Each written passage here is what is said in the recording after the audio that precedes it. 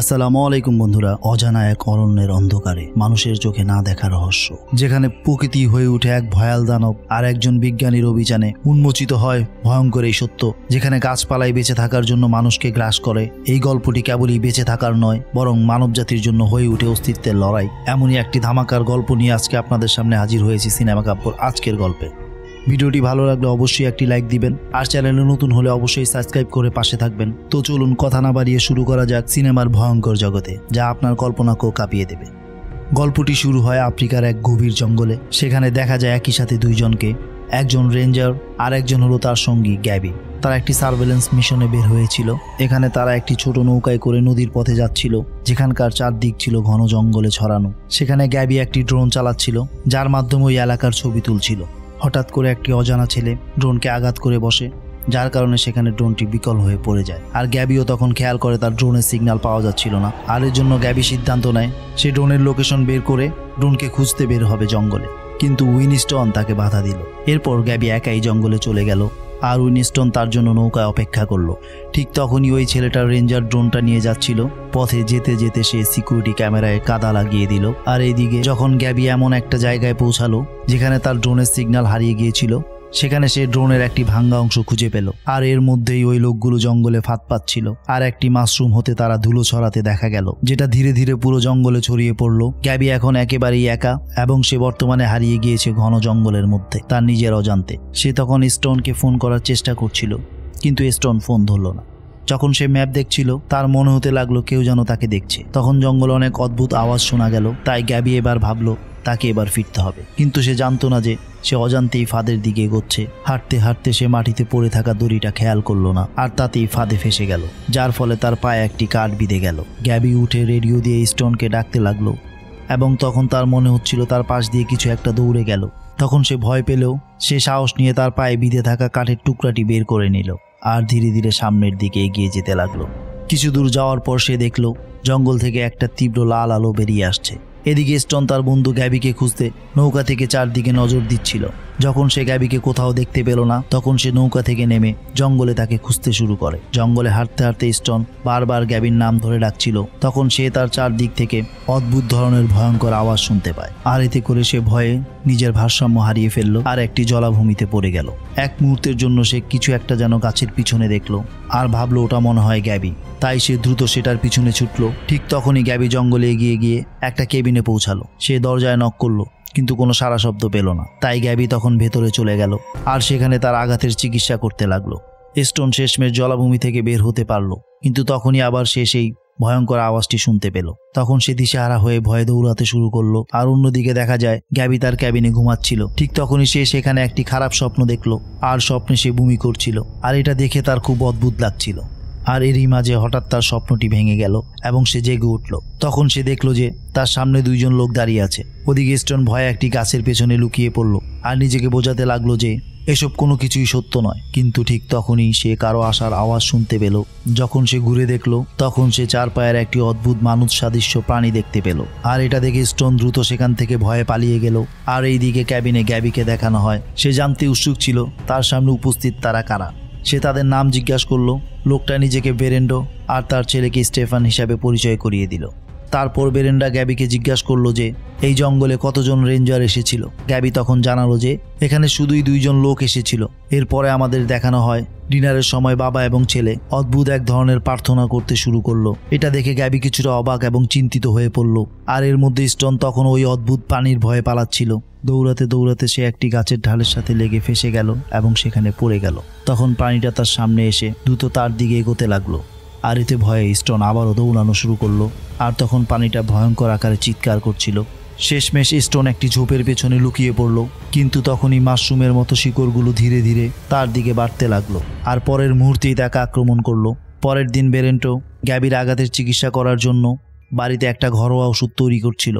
সেখানে তখন গ্যাবি ঘুমাচ্ছিল, তাই সে তার ছেলে স্টেফানকে বাকি কাজগুলো করতে দিল। স্টেফান আগে কখনো কোনো মহিলাকে দেখেনি, তাই সে গ্যাবিকে কৌতূহল নিয়ে দেখছিল।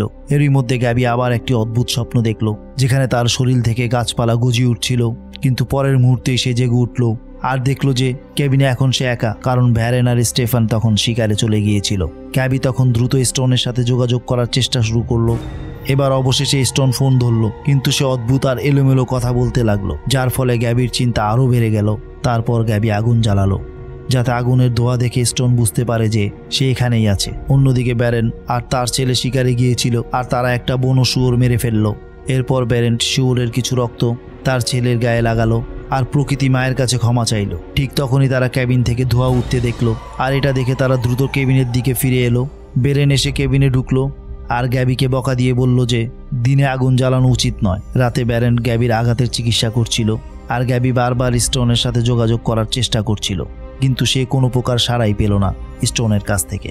তারপর গ্যাবি ব্যারেন্টের সাথে কথা বলতে শুরু করলো, আর তাকে জিজ্ঞেস করলো তার স্ত্রী কোথায়। ব্যারেন্ট তখন জানালো যে তাকে 13 বছর আগে হাড়ের ক্যান্সারের কারণে তার স্ত্রীকে হারাতে হয়েছিল। গ্যাবি তখন তার কষ্ট বুঝতে পারলো এবং দুঃখ প্রকাশ করলো, কিন্তু ব্যারেন্ট বলল এটাই জীবন। সে জানালো যে সে আগে একজন বিজ্ঞানী আর ফাইটোলজিস্ট ছিল, কিন্তু স্ত্রীর মৃত্যুর পর তার পুরো জীবন বদলে গিয়েছিল। এরপর স্টেফান গ্যাবিকে একটা হার দিল, আর বেরেন বলল যে এটা তাদের তরফ থেকে একটা উপহার, যাতে করে সে ভবিষ্যতে তাদের মনে রাখে। আর অন্যদিকে আমরা দেখি যে স্টোনের মরদেহ এখন মাশরুম আর গাছপালা দিয়ে ঢাকা পড়েছিল, ঠিক যেমনটা গ্যাবি তার স্বপ্নে দেখেছিল। এর মধ্যে ক্যাবিনে গ্যাবি আবারও সেই অদ্ভুত স্বপ্নটা দেখলো। এবার গাছটি তার মুখের ভিতর প্রবেশ করলো, আর ঠিক তখনই ব্যারেন তাকে জাগিয়ে তুললো আর তার মুখ চেপে ধরলো, কারণ আসল ঘটনা হলো প্রাণীটা এখন কেবিনের চারদিকে ঘুরছিল। স্টেফান তার ধনুক আর তীর বের করে নিল, আর প্রাণীটা ভেতরে আসার চেষ্টা করছিল। তারপর বেরেন ক্যাবিকে সতর্ক করলো যে যদি প্রাণীগুলো ভিতরে আসে তাহলে তাকে পুরোপুরি স্থির থাকতে হবে, কারণ এই প্রাণীগুলো ছিল অন্ধ, কিন্তু যে কোনো আওয়াজেই তারা তাদের দিকে দ্রুত আকৃষ্ট হতে পারে। তারপর গ্যাবি তার শরীরে একটা বিশেষ লিকুইড লাগালো, আর এদিকে ব্যারেন্ট এবং স্টেফান প্রাণীদের মোকাবেলা করার জন্য প্রস্তুত হলো। তখন একটা প্রাণী পাশ থেকে গ্যাবিকে আক্রমণ করতে এলো। ব্যারেন্ট তখন দ্রুত মাঝখানে এসে তাকে বাঁচিয়ে নিল।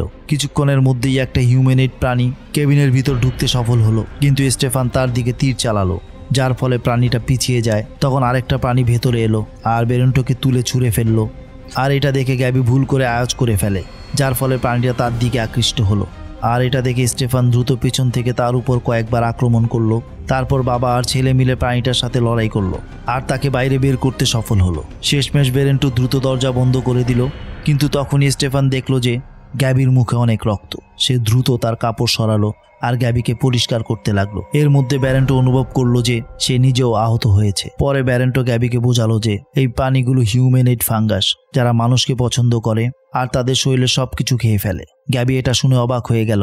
ব্যারেন্টো তখন আরো বলল এটা পৃথিবীর সবচেয়ে পুরনো জীব। তখন গ্যাবি জিজ্ঞেস করলো এটা কি সেই গড যার কথা তুমি আগে বলেছিলে? ব্যারেন তখন সরাসরি জবাব দিল না, শুধু বলল মানুষ অনেক কিছু বিশ্বাস করে আর এটা সেগুলোর মধ্যে একটি। তারপর গ্যাবি স্টেফানকে জিজ্ঞাসা করলো যে সেও কি তার বাবার মতোই ভাবে।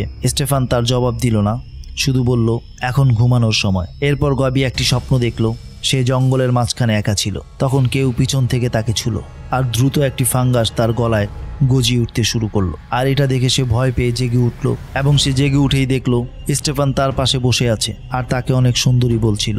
গ্যাবি তখন তার প্রতি ভালো প্রতিক্রিয়া দিল। তারপর নিজের ফোন বের করে তাদের দুজনের ছবি তুললো। এরপর সে স্টেফানকে আরো কিছু ছবি দেখালো। এটা দেখে স্টেফান খুব উৎসাহিত হলো, কিন্তু হঠাৎ করে ব্যারেন্টো এলো এবং গ্যাবিকে মনস্টার বলতে লাগলো আর তাকে দ্রুতই এখান থেকে চলে যেতে বলল। এরপর বেরেন্ডো আর স্টেফান কোথাও যেন চলে গেল, আর গ্যাবি তার মোবাইলের ভাঙা টুকরোগুলো জড়ো করতে লাগলো। তখন সে সেখানে একটি বই খুঁজে পেল যেখানে কিছু নোট লেখা ছিল। ওইদিকে ব্যারেন্টো তার গডকে নৈবেদ্য দেওয়ার জন্য গাছটার কাছে গেল। সে কিছু রক্ত ছড়ালো, ফাঙ্গাস খেলো আর তার ছেলেকেও দিল। তারপর সে তার ক্ষত দেখলো যেটা এখন নিজে নিজেই ঠিক হতে শুরু করছিল। এরপর বেরেন্টো বাড়ি ফিরে এলো আর দেখলো যে গ্যাবি তার বইটা পড়ছে। তারপর তার নজর পড়লো গ্যাবির হাতের দিকে, যেটা সংক্রমিত লাগছিল। আর এটা দেখে বেরেন্টো চিন্তিত হয়ে পড়লো এবং তাকে বাড়ি থেকে চলে যেতে বলল। এবার স্টেফান তার বাবার কথায় রাজি হলো না, কিন্তু সে কিছুই বলল না। কিছুক্ষণ পর দরজার ওপার থেকে আওয়াজ এলো। এটা শুনে বেরেন্টো বাইরে দেখতে গেল। যখন সে বাইরে গেল, স্টেফান গ্যাবির বাহুতে ফাঙ্গাস ফেলে তাকে জড়িয়ে ধরল। এটা দেখে গ্যাবি তাকে সান্ত্বনা দিল আর বলল যে সে তাকে সব সময় মনে রাখবে। এর কিছু পরেই বেরেন্টো ফিরে এলো আর গ্যাবিকে বলল যে এখন তোমার যাবার সময় হয়ে গেছে। গ্যাবি তখন স্টেফানকে সাথে করে নিয়ে যেতে চাইল, কিন্তু এতে বেরেন্টো কিছুই বলল না। যাওয়ার সময় গ্যাবি স্টোনের টসটি খুঁজে পেল। এটা দেখে সে ফাঙ্গাসের ডেরার দিকে যাওয়ার চেষ্টা করলো। বেরেন্টো তখন সতর্ক করলো যে এটা অনেক বিপজ্জনক হতে পারে তোমার জন্য, কিন্তু গ্যাবি তার কথা শুনল না। শেষমেশ বেরেন্টো তার পিছু যাওয়ার সিদ্ধান্ত নিল। কিছুটা এগিয়ে গ্যাবি একটি সিকিউরিটি ক্যামেরার কাছে পৌঁছালো আর সেটার মেমোরি কার্ড বের করে নিল। তারপর সে স্টোনের শরীরটি দেখলো, যেটা অনেক ফাঙ্গাস দিয়ে ঢাকা ছিল। তখন সে তার বন্ধুকে ছুঁয়ে বুঝতে পারলো যে স্টোন এখনও বেঁচে আছে। তারপর স্টোন মরার জন্য অনুরোধ করলো, কিন্তু গ্যাবি তখন মানা করে দিল। আর সে বলল যে সে তাকে সুস্থ করার জন্য হাসপাতালে নিয়ে যাবে। তারপর গ্যাবি ব্যারেন্টোকে জিজ্ঞেস করলো যে স্টোনকে সাহায্য করার কোনো উপায় আছে কিনা। ব্যারেন্টো শুধু তাকে একটা তীর দিল, আর এটা দেখে স্টোন দ্রুত তার নিজের মৃত্যু বেছে নিল। আর এইদিকে গ্যাবির জোরে জোরে কান্নার আওয়াজ শুনে অনেক হিউম্যানাস ফাঙ্গাস সেখানে চলে আসে। এটা দেখে ব্যারেন গ্যাবিকে বলল যে সে যেন দ্রুত সেখান থেকে চলে যায়। তখন দুজনেই দ্রুত কেবিনে ফিরে এলো। স্টেফান গ্যাবিকে দেখে খুশি হলো। এরপর ব্যারেন্টো ক্যাবিনের সব দরজা বন্ধ করে দিল। রাতে গ্যাবি আরেকটা স্বপ্ন দেখল। জেগে উঠেই সে দেখল যে ফাঙ্গাস খুব দ্রুতই ছড়িয়ে পড়ছে। সে ব্যারেন্টোকে বলল যে সে জানে তার কাছেই ফাঙ্গাস আটকানোর ঔষধ আছে, কিন্তু ব্যারেন্টো তার কথা না শুনে সেখান থেকে চলে গেল। গ্যাবি স্টেফানকে জিজ্ঞেস করলো তার বাবা কোথায় গেল।